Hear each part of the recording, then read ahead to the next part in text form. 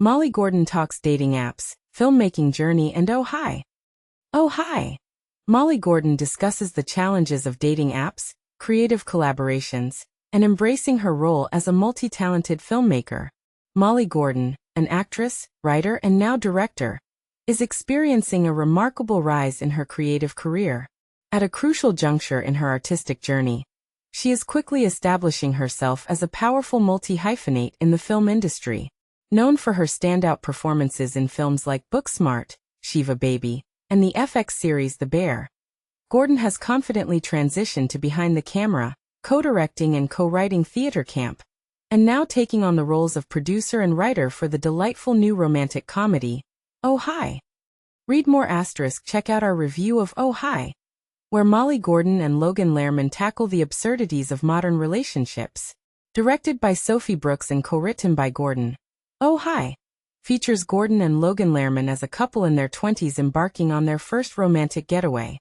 This trip appears to be a significant moment in their flirtatious relationship, hinting at a deeper commitment. However, as is often the case in life, things do not unfold as expected. Gordon's character, the neurotic and complex Iris, finds herself in a dark and potentially illegal situation, requiring the help of friends, played by Geraldine Vishwanathan and John Reynolds, to navigate the chaos that ensues. Notable appearances by David Cross and Polly Draper add to the film's charm. With its engaging humor and emotional depth, Oh Hi offers a sharp and entertaining commentary on the pitfalls of contemporary dating, the challenges of communication, and the often elusive nature of closure following heartbreak. As the romantic comedy prepares to hit theaters, we had the opportunity to chat with Gordon about the experience of being emotionally ghosted, her journey as a multi-hyphenate in the film industry, her work on The Bear, and her upcoming directorial debut, in which she will also star. How did the concept for Oh Hi come about? Sophie shared the initial idea with me during the COVID pandemic. Like many friends, we spent time brainstorming story ideas together. She asked if I would like to collaborate on it, and from that moment, it blossomed. We dedicated an afternoon to fleshing it out, and she proposed, "What if we worked on this together?" It was such a wonderful opportunity. She suggested, "Can I write it for you, and we can figure this out together?" The process unfolded naturally during a time when we both felt isolated, and could draw from our own challenging dating experiences. It took 5 years to bring the project to life, but I truly enjoy being involved in various aspects of filmmaking. Were you always intended to be a co-writer? We both had our share of experiences with partners who struggled to communicate and ultimately left us, people we genuinely cared about. Sophie proposed, "What if I captured that guy and finally had the conversation we never had?"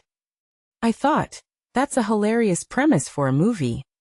While I would never actually do that, the sentiment was relatable.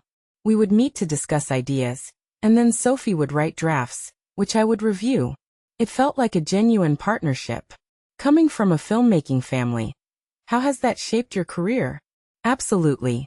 My family always encouraged me to pursue multiple avenues because everything in this industry takes time. While I was trying to establish myself as an actor, I was also writing a web series and producing projects for friends. Essentially doing whatever I could to stay creative. I didn't want to wait for someone to grant me permission to express myself. That mentality has remained with me. Acting has served as an incredible film school, but directing allows me to step back and consider the bigger picture. Is Oh Hi reflective of the challenges posed by dating apps and the complexities of modern romance? Oh no, I've only had wonderful dating experiences. Laughs. Yes, the most challenging aspect of navigating relationships is that the individuals involved are not inherently bad. There's often a lot of love present. I still have feelings for that person, and I believe Sophie does too. This makes the situation even more perplexing. It's straightforward when someone betrays you or something truly awful occurs. However, when someone simply walks away while love still exists, you start to question your reality. There's no closure, and it can feel even more disorienting when others dismiss your feelings, saying, "It's not a big deal. You weren't even in a serious relationship." But you were. We were in tears every day. It's profoundly painful. The film seems to capture the surreal nature of dating in today's world. I believe it's incredibly difficult to forge genuine connections right now. Dating can be terrifying. People are so afraid of rejection that they often don't even attempt to engage. It's easier to just vanish.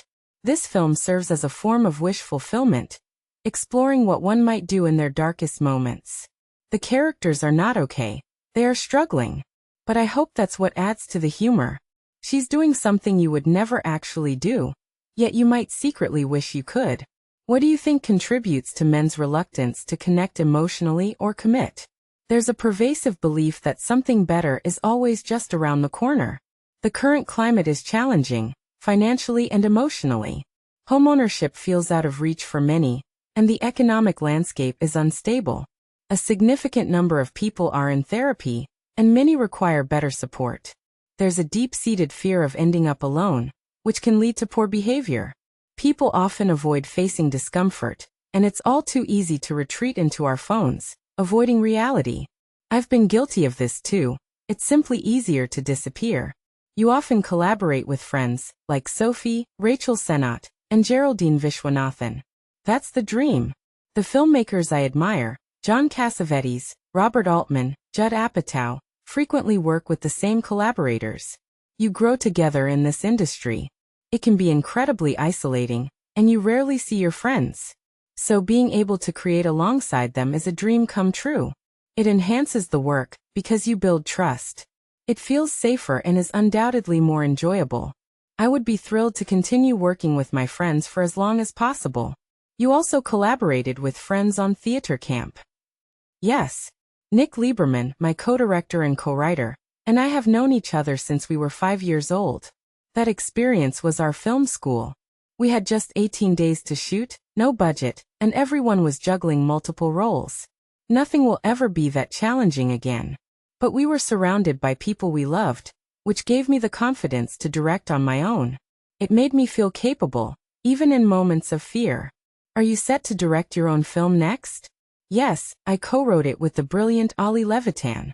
It's a comedy centered around a high school reunion, and I'll be acting in it as well. I have fantastic producers who make this endeavor feel achievable. When you're both acting and directing, you can physically sense what's working. It's a very intuitive process. Comedy seems to be experiencing a resurgence. It was incredibly challenging to get "Oh Hi" off the ground. Many were hesitant to finance a comedy. However, after a recent screening in New York, the laughter was overwhelming. It felt like a communal experience, reminiscent of being in a church. It reminded me of why I pursue this work. We're not going to the movies as frequently anymore, partly because there aren't enough great comedies to enjoy on a Friday night. I recently watched He's Just Not That Into You on a plane and thought, this was a major film. It used to be so cool. I want to see that return. Support independent film journalism to keep it thriving. Sign up for the playlist newsletter for all the content you desire, and yes, it's free. ***. Has your experience as a director altered your approach to acting? Absolutely. In theater, your performance is your own.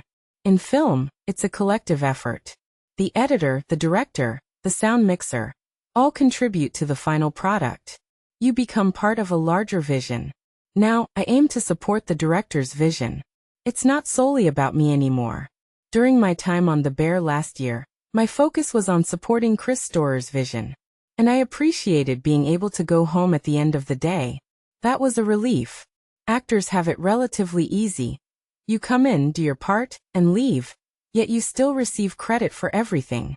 Has the scarcity of acting opportunities influenced this shift? Yes, definitely.